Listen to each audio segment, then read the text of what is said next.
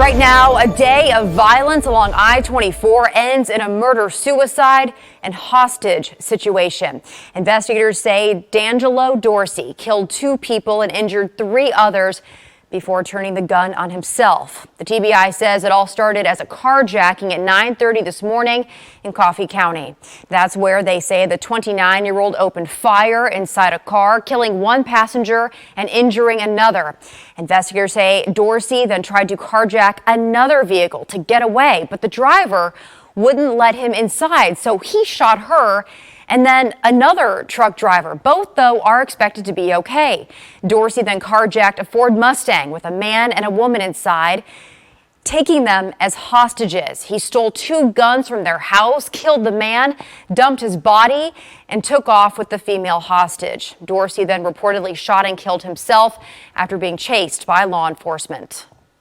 Tonight, we continue to gather relevant information, evidence, and interviews. This will be a long and complex investigation, but that's what we do. Yeah, this case is just incredible. The female hostage was found safe at the scene. And as you just heard from the TBI, this is a really complicated investigation. So, of course, we're going to update you as we learn more details.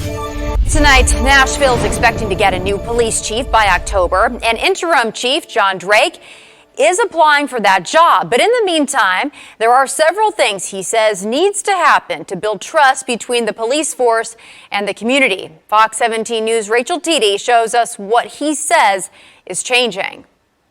Interim Chief John Drake has been at the helm since the beginning of August. Today, he sat down with Vice Mayor Jim Schulman to talk the future of policing and what needs to be done in Nashville to make a safer city. Step back! You might remember this story about Metro Police kicking in the door of the wrong apartment in Edge Hill. Step back, ma'am, step away from the door! It's mistakes like this that Interim Chief John Drake says will no longer happen on his watch. One of the concerns floating around all over this country and in Nashville is dealing with over-aggressive policing. What would you say about that? How do we deal with that in this city? So the big thing is, and what I've talked about is de-escalation. De-escalation is something that we have to have. We have to lose that sense of urgency. He said the Edge Hill mistake was a prime example. And several people, as I reviewed the video from that incident, and it's like, what was the urgency? He said he's focusing largely on building relationships and building trust. So we go into areas and we walk and we talk to people and we meet people. He also spoke about how the police force could be different moving forward. And when it comes to what some call defunding the police. I do believe in reallocation of resources. I believe there could be some designated for homeless or displaced individuals. The one issue with that, he says, is that 90% of the funding for the police department is for personnel. He said they're already way short on officers, but would like to explore options for better policing moving forward.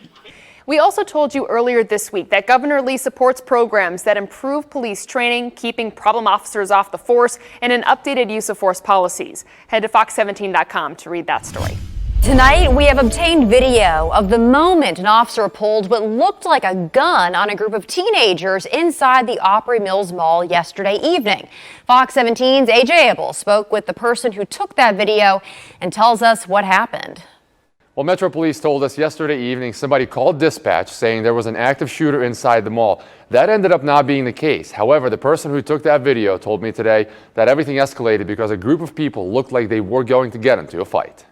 This is video of what happened. You can see a man who looks like he has a police officer's uniform on take out what looks to be a gun and points it at a young man. As soon as that happened, everybody ran. Everybody thought it was a gun because we just saw it look like a gun, so we decided to run. Rakaya Rawlings took that video and says they later found out it wasn't a gun, but a taser. She says she was walking by with some friends when she saw a group of boys and a group of girls looked like they were about to fight, so she started recording. The girl was just in like a gang and stuff, so like the boy wanted to fight her, so the boy pushed her, and like the girl was, you can tell on the video, the girl about to push him back. She told me it was scary in the moment. Rawlings says everybody thought this was a real gun, and she has never been near one before. But I just thought it was like dramatic and stuff, because he really didn't have to do that. I think he was just going to tase the person. He probably was going to tase them if they kept fighting and stuff, so he can get them down so they can talk and stuff. But he didn't have no reason to take out the taser though. The Opry Mills Mall is no stranger to fights and other incidents. A couple of years ago, 22-year-old DeMarco Churchwell was shot and killed during a dispute inside the mall. More recently, a man was caught on video punching a woman after an argument in a Popeyes line, also inside the mall. We're also working to get more answers for you about exactly what happened, as well as who that officer is and what department that he works for. Metro Police today told us they don't know, and we have not gotten a response from the mall. Live look downtown at Broadway, where you can see a closed section there on the road. Vehicles not allowed. The goal, keeping people socially distanced while the party continues downtown. Bars and restaurants have told us they don't think this is a long-term solution. Instead, they want Metro leaders to allow more people inside their businesses. Fox 17 News' Rachel Teedy live on Broadway for us tonight with this debate. Rachel. Right now, police cars are blocking that section between 4th and 5th, and I'll get out of the way so you can take a look for yourself. You can see the crowds milling around on the street itself, Broadway itself, and that's going to be the case tomorrow night as well. Monday, bars and restaurants will be able to stay open past 10:30 because of the Titans game, and the health department said this is all because the city has made progress against the virus. But what has not changed is the capacity limits for restaurants and bars. We're excited and pleased that the mayor has given us permission to stay up past 10:30 on a school night. The center of Nashville's tourism has been altered change after change, with shortened hours, mask mandates, limited live music, venue closures, and now a temporary street closure.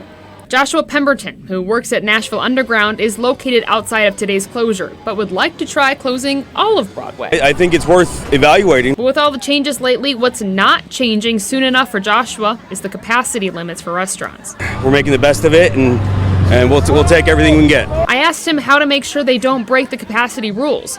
He said they only have so many chairs set out in the first place. Once those are full, a line starts out the door. And now with the street closures up the road, the goal is for the people in those lines to space out a little more. This is a pilot project. We're trying to decluster crowds. Hey Sarah, it's Rachel Teedy with Fox 17. I reached out to the other bars and restaurants on Broadway today via phone and email. Nashville Underground was the only one that granted us an interview. And they said the capacity limits can't change soon enough. We're making the best of it.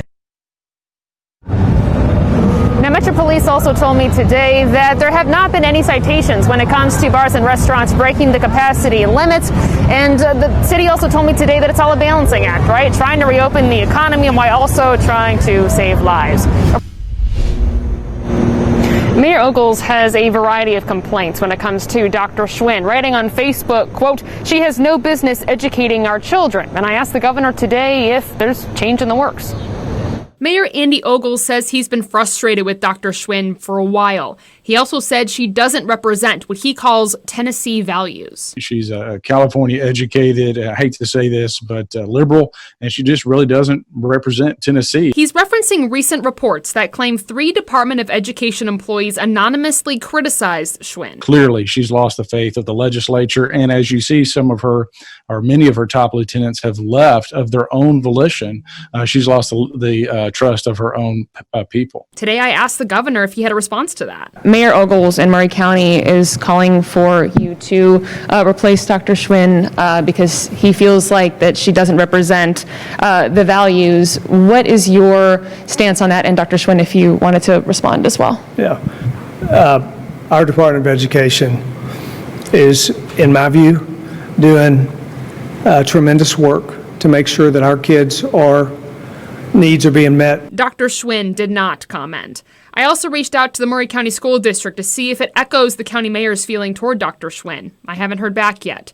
So while Mayor Ogles officially is calling on the governor to replace Dr. Schwinn, I think there's a desire amongst some, I can't say all, amongst some in the legislature to take a no confidence vote in Ms. Schwinn. The governor says she's not going anywhere yet. The work of that department has been one that I'm very pleased with so far.